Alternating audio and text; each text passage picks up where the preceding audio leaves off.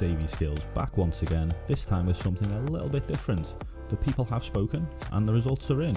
It's time to take a look at what car you, the viewer, have chosen for us to add to the track guide series. I hope you're all excited because this combination is a bit of a spicy one. Look at that beauty.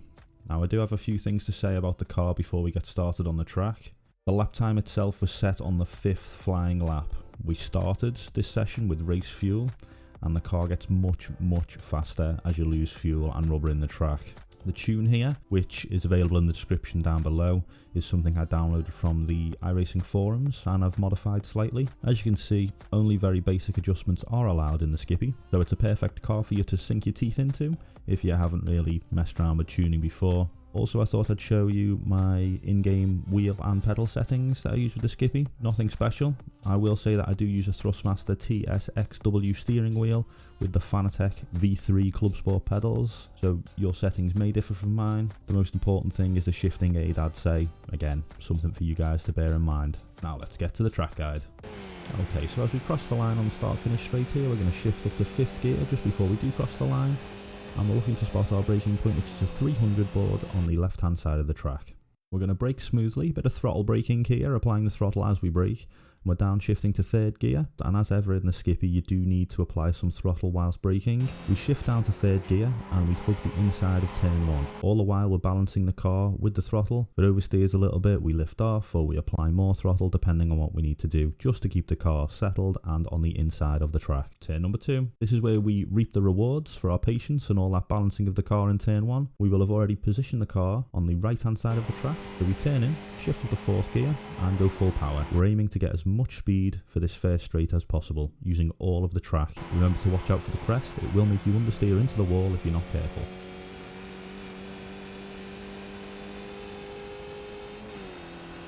Turn 3 is a big braking zone. We brake at the 300 board again and we brake hard down to 2nd gear. As you approach the corner you begin to ease off the brakes, aiming to clip the curb on the inside, and as you approach this curb you're going to start applying the throttle. We're using all the track on exit here, barely touching the grass if we can.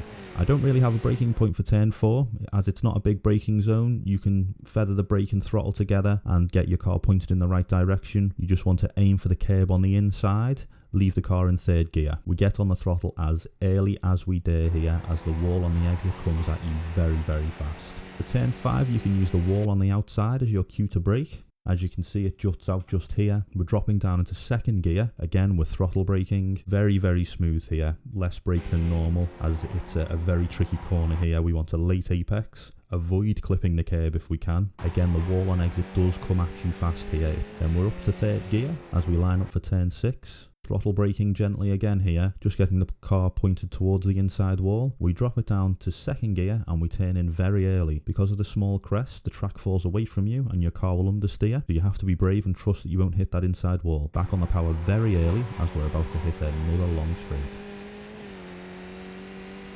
We're up to 5th gear on this straight and heading into turn 7, which is the hardest braking point on the track in my opinion. Very difficult to get this right. I like to use the 300 board as my brake marker, trying to keep the car to the far left hand side of the track under braking to open up the turn as much as possible. We drop down to 2nd gear and aim for that inside curb again. Begin to get back on the power before hitting the curb and keep it smooth, otherwise you're going to be hitting that wall on the exit.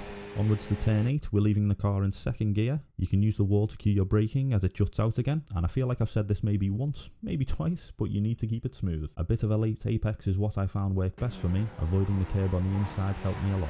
On to turns 9, 10, 11. This section is all linked together, quite difficult. As we turn in to the first part, we shift to 3rd gear. Your goal through this section is to keep the car under control and to the left hand side of the track. As we see, little lift and then line up on the left and brake down to 1st gear. Again, you do want to keep it smooth, but it's another late apex. Try to avoid the curb on the inside. It is very difficult, but you will reap the rewards if you manage to do so.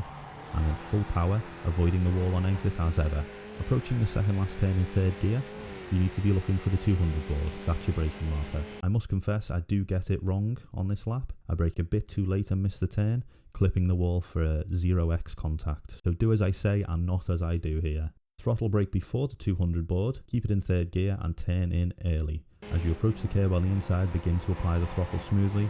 If you do get this right, you'll be pulled to the outside of the track and scrape the wall. This will set you up perfectly for the last turn. Speaking of the last turn, you turn in early, get as close to the curb as you can without touching it, and keep the throttle pinned. All that's left to do now is take the line of least resistance to the finish line, shift to 5th whenever you're ready, and boom, 143.139. So there you have it, the Skip Barber. If you guys enjoyed it, please let me know. Drop a little like or a subscribe, that's always appreciated. Going to let the uninterrupted cockpit and chase cam laps play through.